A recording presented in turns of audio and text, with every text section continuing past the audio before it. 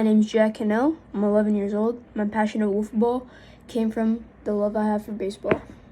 During the draft, I had draft picks that could make or break our season. During the draft, I had last pick, which was okay considering I had back-to-back picks, but considering every good player was off the board, it was very hard picking.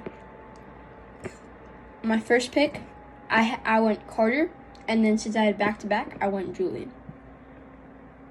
These are very risky picks because Carter, who no one has seen play wiffle before, he's the youngest in the group, and everyone kind of doubted him. So, and I saw not potential, but I just had a feeling he was very good, which he was. And then I went Julian because I really want a friend of mine on my team, which he is one of my friends. He's also very quick, and he is a very good fielder. Not the best hitter because he does not play baseball, which comes the risky part. But he was a very good pick considering how fast he is, how good of a fielder he is, and just overall how he was able to play. Definitely the best part about the season was proving everyone wrong. You know, when we were doing the draft, after the draft, we were chilling actually in a hot tub, and we were just talking about the teams and stuff. And I was saying to everyone, I think my team's going to do really well because I thought my risky picks and my selections were going to do well. But everyone, not one person believed in me. Everyone thought I was full of crap. Everyone thought my team wasn't going to do good because they didn't know Carter and Julian or me. And that was the best part about winning the championship. It was showing everyone who doubted me, which was literally everyone, that we could win. And we went all the way. And it feels like everyone was shocked. Yeah, these were very dangerous draft picks, considering that every good player was off the board. At the time, I had barely any people left on the board. So, I took some risks because I knew if I didn't, that it would not turn out good, considering that everyone was off the board. Now, it was time to get dangerous, which paid off. But sometimes it doesn't. That's why I got lucky.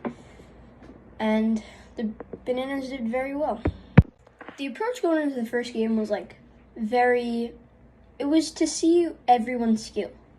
You know, I knew Julian didn't play baseball, so I had to see exactly what he could do. I knew Carter would be at least okay, but in the first game I saw he was actually really good, a really good pitcher too. So now we had two solid pitchers that would help us go far in the playoffs. But the approach going in the first game was to assess everyone's skills. And I did that by seeing what everyone can do at bat, just looking very closely at everyone. Now, the game went okay. I feel like we didn't do well, but also I feel like Matthew's team, we were facing Matthew, Brendan, and James, did not do very well either, which we tried to capitalize on by scoring a lot of runs, which we didn't. But in the end, we came out W.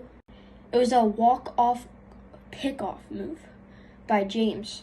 Carter was on third base. The ball got away. We scored for the first game of the Bananas franchise, and we won it off of a walk-off. Not your traditional home run or a hit. It was a pick-off. The World Series for the Bananas was really tough.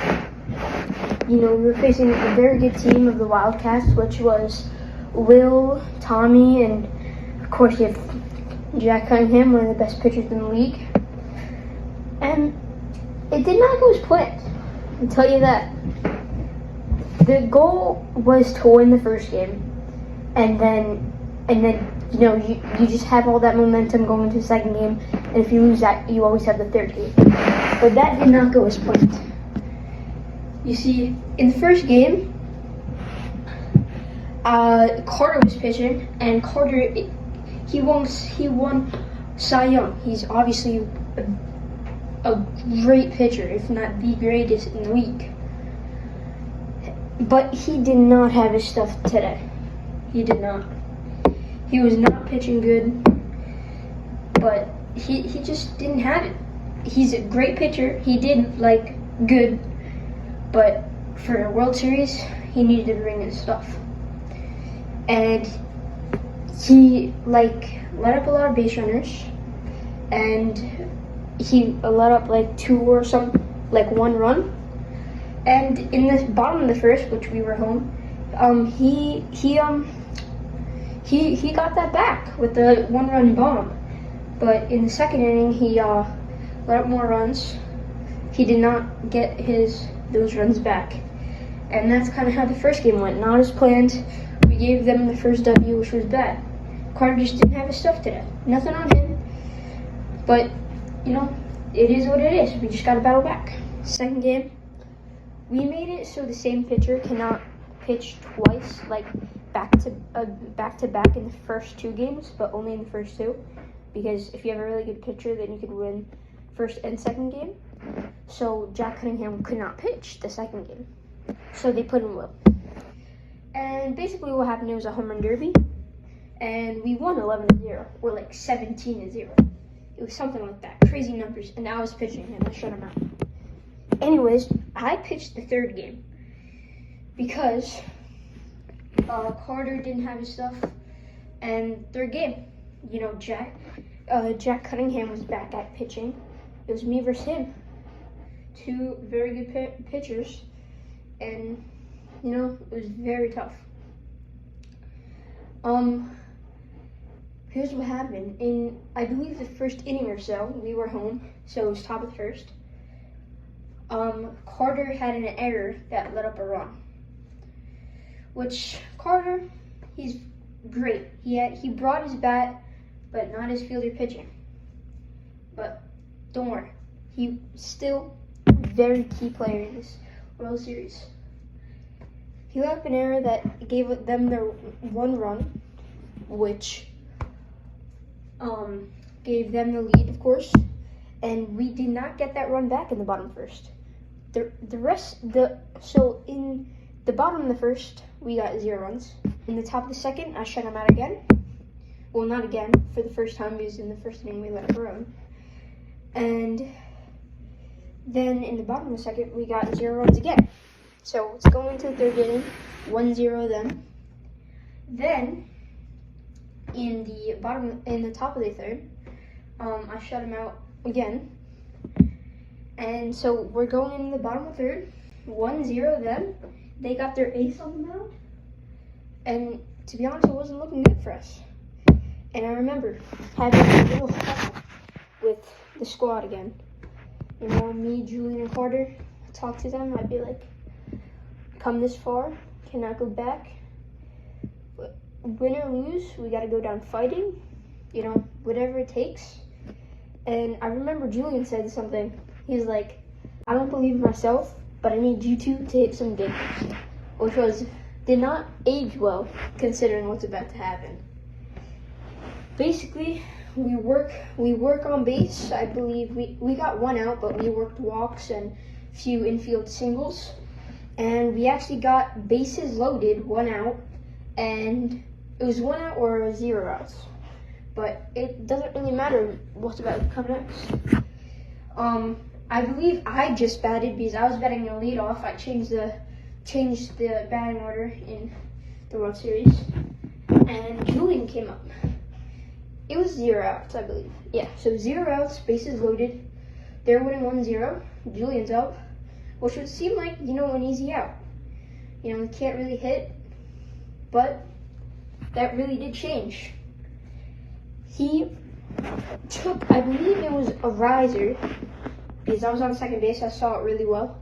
He's a lefty, and I believe it was the first pitch, Jack threw him a riser, and he belts this to right field. Now, it's really controversial whether it was a ground rule double, which would have still won the game, or a grand slam. It was practically right there.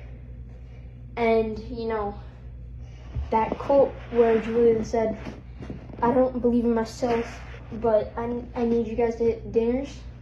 To me, and Julian said that to me and Carter.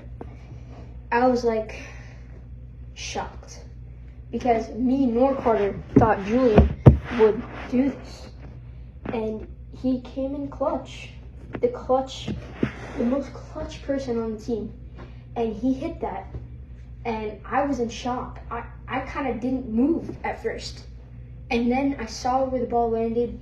It went over the wall, but we don't know if it bounced or not. So we called it a ground rule double, but it didn't matter. It was the bottom of the third.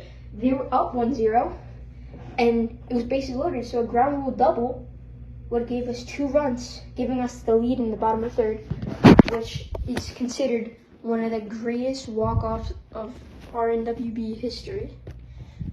Which is actually, our team has a lot of walk-offs, but this one, to win the World Series, that was something else.